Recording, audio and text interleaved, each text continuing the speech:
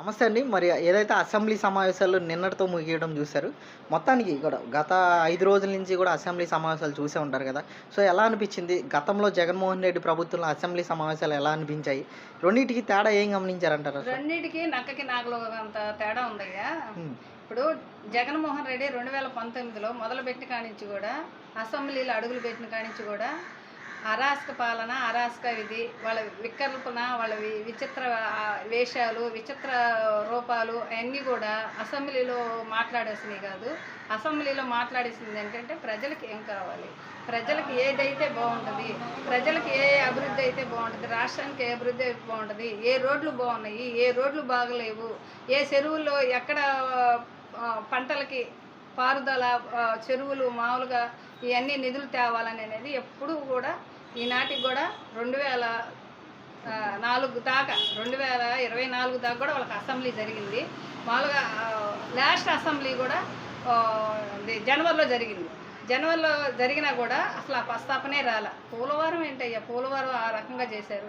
చంద్రబాబు నాయుడు రావటమే గూడా పోలవరం కాడికెళ్ళి కళ్ళనీళ్ళు పెట్టుకున్నాడు.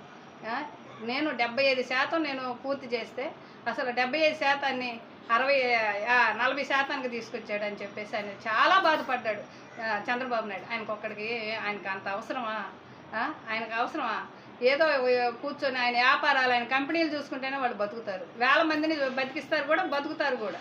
అలాంటి చంద్రబాబు నాయుడు పట్టుకుని నాకు మాటలు మాట్లాడాడు.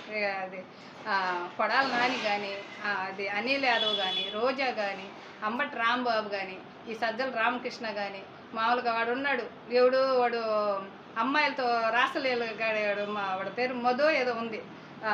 వీళ్ళందరూ కూడా వాళ్ళ అసెంబ్లీలో అసభ్యంగా మాట్లాడే, అసలు అసెంబ్లీ చూడాలంటే చాలా చండాలంగా ఉంది. ఈ 4 రోజులు కూడా అసెంబ్లీ జరుగుతుంటే అక్కడ దేవస్థానంలో కానీ మామూలుగా అలా ఒక వినాలని వినముచ్చటగా ఉండింది అసెంబ్లీలో.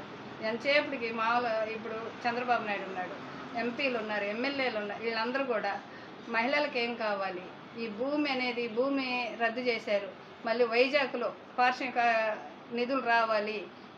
ఇక్కడ మన ఏపీలో ఇలాగా ఎన్ని చోట్ల కూడా మంచి అభివృద్ధి చెందాలి, మంచి ఇది చేయాలి అని చెప్పేసి నాయకులు కూడా ఒక ఉందాతనంగా 1 by 1 వాళ్ళు ఎంత పద్ధతిగా మాట్లాడారంటే ఆ పద్ధతి మనం 2019లో కానీ 2020లో కానీ 2021లో కానీ 2022లో కానీ అసలు మేము చూసిన పాపాన బాల. అసలు ఆ టీవీ పెట్టాలంటే చిరాకు వచ్చేది. ఇవాళ అది ఇక్కడ పెట్టుకొని అసెంబ్లీ వాళ్ళ సమావేశాలు చూస్తుంటే ఎంతో ముచ్చటగా ఉంది.